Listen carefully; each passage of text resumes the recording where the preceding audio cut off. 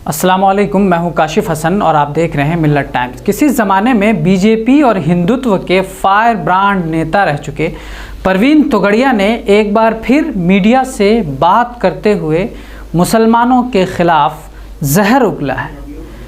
दारुल उलूम देवबंद, जमीयत उलमा हिंद, तबलीगी जमात और दीगर मुस्लिम तंजीमों को टारगेट करते हुए उसका मुआजना तालिबान से करने की बात की है और इन तीनों पर बैन लगाने की भी बात की है। पहले देखिए परवीन तोगड़िया के ज़रिए मीडिया को दी गई ये बाइट का मुकम्मल वीडियो। भारत के हर गांव में, हर शहर में, मुंबई में तबलीग जमात, उनके मदरसे, उनकी मस्जिद, उनका मौलवी है। पाकिस्तान में तबलीग जमात के 1 करोड़ से कम लोग थे। उन्होंने 75,000 तालिबान पैदा किए।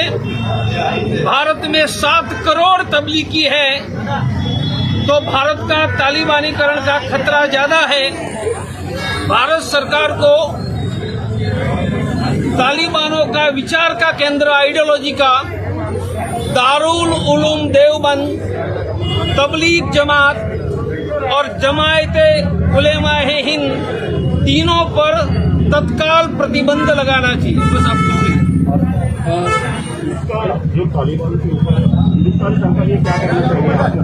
ये 3 संस्था पर प्रतिबंध लगा देना चाहिए। दारुल उलूम देवबंद, तबलीग जमात, जमायत उलेमा हिंद, उनकी सभी मस्जिद मदरसे बंद करवा देना चाहिए और उसके सभी मौलवियों को गिरफ्तार करके जेल में भेज देना चाहिए, वरना भारत का तालिबानीकरण, आतंकवादी घटना से भारत बच नहीं पाएगा। क्या देवबंद का ताल्लुक तालिबान से है? आइए इसके हिस्टोरिकल फैक्ट को समझते हैं। पिछले दिनों मौलाना अरशद मदनी ने देवबंद और तालिबान के ताल्लुक से मीडिया के ज़रिए पूछे गए सवालात पर इस तमाम चल रहे कन्फ्यूज़न को सुलझाया था। असल सबब वो ये कहते हैं कि हमारे इमाम हज़रत शेखुल हिंद देवबंद के रहने वाले थे। दारुल उलूम देवबंद के सदर मुदर्रिस थे और अपने ज़माने में सबसे बड़े आलिम थे, लेकिन अंग्रेज़ की दुश्मनी उनके रगो रेशे के अंदर सरायत थी।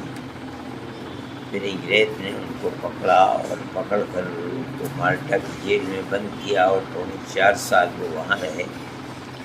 उन्होंने हिंदुस्तान में अंग्रेज़ हुकूमत के ख़िलाफ़ सबसे पहले वो आदमी हैं जिन्होंने अफ़गानिस्तान के अंदर आज़ाद हिंद हुकूमत कायम की थी, जिसका सदर महाराजा प्रताप सिंह को बनाया था और मौलाना बरकतुल्लाह साहब भोपाली को वज़ीर आज़म और उनके शागिर्द हज़रत शेखुल हिंद रहमतुल्लाह अलैह के शागिर्द यहाँ के पढ़े हुए मौलाना उबैदुल्लाह सिंधी रहमतुल्लाह अलैह को वज़ीर ख़ारिजा बनाया गया था। ये जो इस वक्त तालिबान हैं, ये हज़रत शेखुल हिंद रहमतुल्लाह अलैह की तहरीक से जो लोग जुड़े हुए थे आज़ादी हिंद के लिए और आज़ाद क़बाइल के अंदर काम हो रहा था, ये उनकी औलाद या औलाद की औलाद हैं। इसलिए ये अपना इमाम उनको बनाते हैं। ये कहते हैं कि वो हम जिस तरह उन्होंने अपनी सारी ज़िंदगी मुल्क की आज़ादी के लिए, यानी इस्तेमार गैर ताकत के चुंगल में मुल्क फंसा हुआ था, आज़ादी के लिए काम किया था, इसी तरीके पर हम भी उनके रास्ते पर चल रहे हैं। बस इतनी बात है। बाकी ये कि वो देवबंद के पढ़े हुए हैं। मुल्क की आज़ादी से पहले लोग तो पढ़ते थे, मगर मैं जहाँ तक जानता हूँ आज इस वक्त उसमें से कोई जिंदा नहीं था।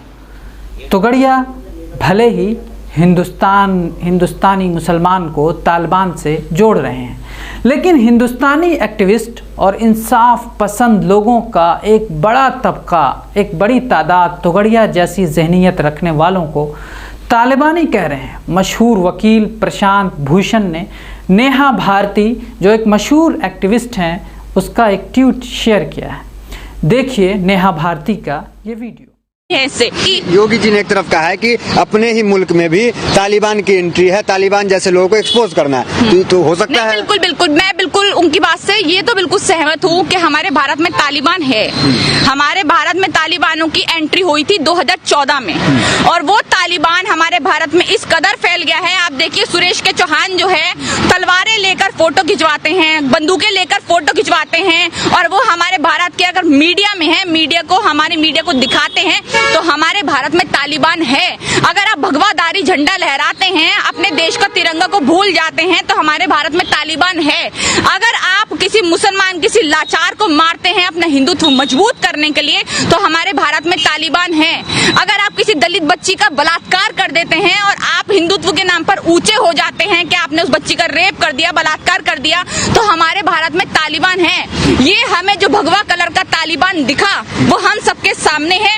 तो इस कदर वो तालिबान हमारे भारत में मजबूत हो रहा है कि शायद बाहर के देशों में भी ना हो। लेकिन वो तो तालिबान को मुसलमानों में ढूंढ रहे हैं कि कौन मुसलमान है जो तालिबान समर्थक है, उसे एक्सपोज करने का वक्त आ गया है। हाँ, वो उनके लिए हरे कलर में ढूंढ रहे हैं। हाँ, वो हरे कलर में ढूंढ रहे हैं। पहली बात तो कोई भी हमारा केस देख लीजिए कि जहाँ पर किसी हिंदू को मारा गया हो और बोला गया हो चल अल्लाह अकबर बोल।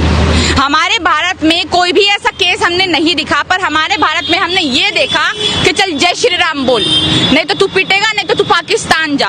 हमारे भारत में ये बोला जाएगा कि तू मुसलमान है तो हमारी लड़कियों को चूड़ी नहीं पहना सकता, अगर तू मुसलमान है तो हमारी लड़कियों के हाथ में मेहंदी नहीं लगा सकता। हमने ये देखा।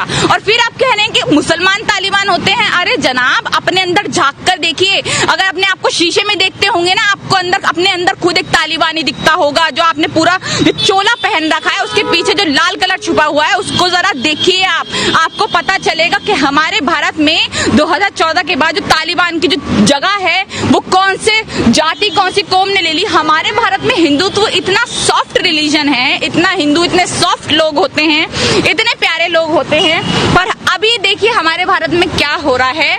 वो लोग अपने उस हिंदुत्व को चमकाने के लिए, जो असली हिंदू होते हैं ना, वो जाकर ना वहाँ पर।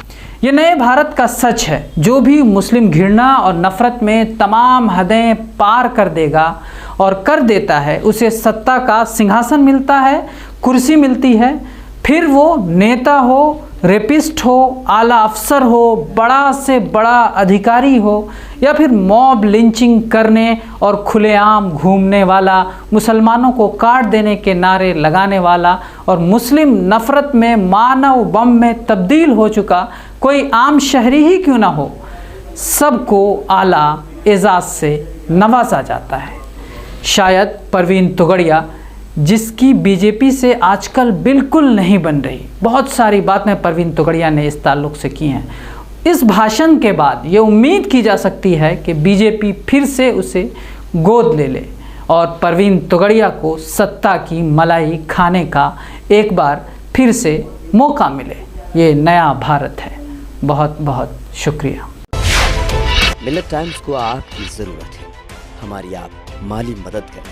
हर महीने सिर्फ 100 रुपये और 1 साल के लिए एक साथ सिर्फ 1000 रुपये। रकम भेजने के लिए यहाँ दिए गए फ़ोन पे, गूगल पे और पेटीएम नंबर का इस्तेमाल कर सकते हैं।